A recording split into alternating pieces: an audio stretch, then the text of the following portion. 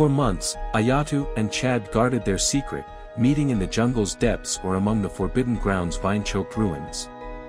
But secrets are fragile, and one fateful day, their sanctuary shattered. Ayatu guided Chad through the ruins, her voice bright as she shared the elders' tales of cursed spirits. Chad listened, his pale face catching the filtered sunlight, his scanner humming softly. Neither heard the faint rustle of leaves behind them. A group of villagers, wary of Ayatu's frequent absences, had trailed her. Emerging from the trees, they froze at the sight of Chad, his hairless form and wide, black eyes a specter from their myths. To them, he was a gray, a harbinger of doom from the elders' warnings. "Monster," one villager hissed, trembling. "She's with a gray." Ayatu spun, her heart plummeting as she met their horrified gazes. Chad stepped protectively before her, his slender frame tense but resolute. The villagers recoiled, their fear palpable. "He'll curse us," a woman whispered. "Those eyes, soulless," another muttered. A burly villager lunged forward, seizing Ayatu's arm. "You've doomed us," he growled, dragging her toward the village. Ayatu struggled, but the group closed in, their murmurs a tide of betrayal. Chad followed at a distance, his heart pounding, powerless against their rage. The village glowed with torchlight, shadows dancing on woven homes as the elders formed a circle at its heart. Ayatu was forced to her knees before them, her father, Chief Bray, towering above her, his face a mask of grief and fury. "You betrayed us, Ayatu," Bray said, his voice quaking. "You brought a gray into our midst. Do you grasp the curse you've invited?" Ayatu met his gaze, her dark eyes pleading. "Father, he's no monster. Chad seeks truth, not harm. Please, listen."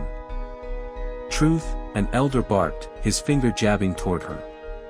"That creature's pale skin and empty eyes mark him as a gray. The stories warn of their treachery, and you've defied our laws by consorting with him. He's not here to hurt us." Ayatu rose, voice fierce despite the elders' glares.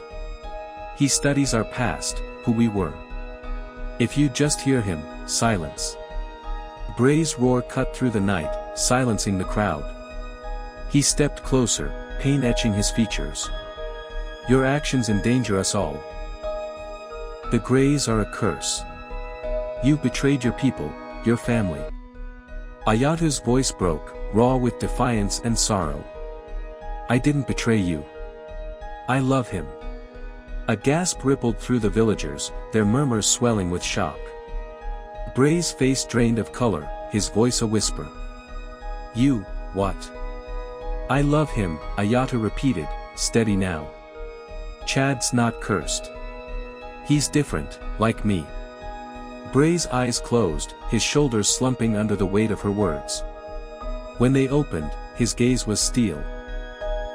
"You leave me no choice," he said, voice heavy with sorrow. "You are banished, Ayatu. Leave this village, your people, and never return." As the elders dispersed, Ayatu's sisters, Kira and Sari, rushed to her. Kira, barely 12, clung to her arm, tears streaming down her face. "Don't go, Ayatu," she sobbed. "Please."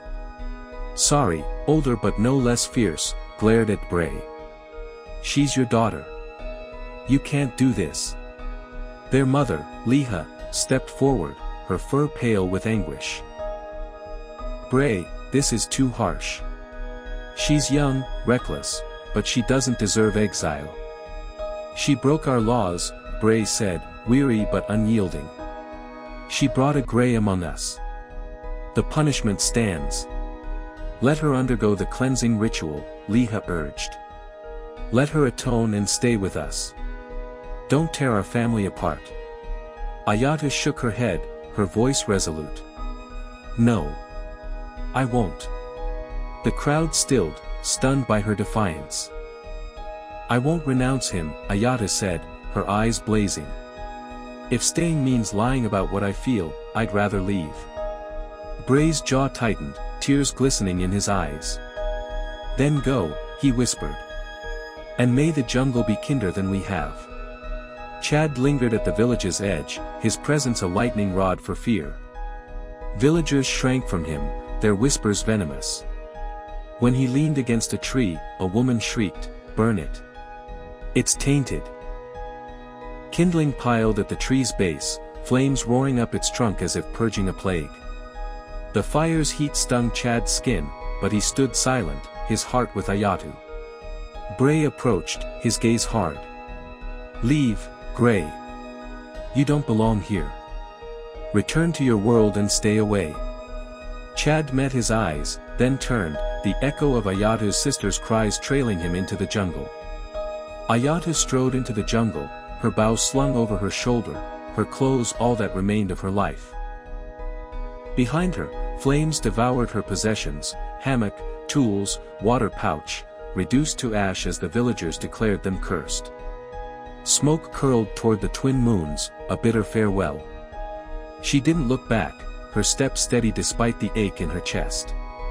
Hours later, Chad found Ayatu by the river where their paths first crossed. She sat on the bank, her shoulders slumped, silent tears tracing paths through her fur. "I'm sorry," Chad said, settling beside her, his voice soft with guilt. Ayatu stared at the water, her voice hollow.